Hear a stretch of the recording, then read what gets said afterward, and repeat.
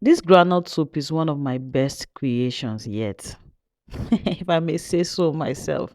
And I'm so glad I'm able to post it, even with all the glitches I had when I was shooting. Without further ado, let's get into my process. I love to set up, especially when I'm shooting. And this is a smoked catfish that I did all by myself at home. So now let's get into it. My main protein for this soup is goat meat.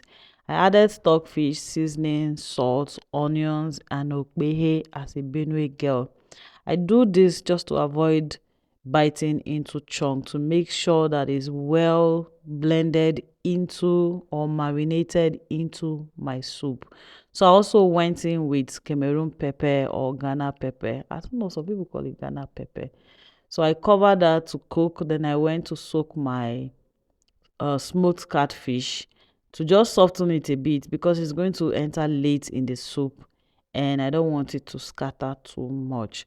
So I put my granules in the pan with Oziza seed to toast on very low heat. So while that is going on, I now went to check on my meat stock. And I saw that water has come out and is cooking well. So I went in with more water for the soup. This will now be the soup broth at the end of the day. So I went in with yellow pepper and red pepper that I had grated on ground already and covered that to cook. So I went into toasting my granite. Toast this very well. Oh. It is the toasting that will give granite soup the flavor that it needs.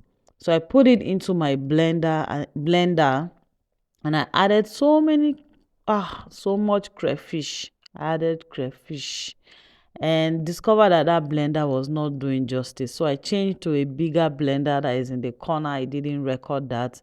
It gave me a fair enough consistency because I don't want it to turn into peanut butter. So I now checked on my soup broth.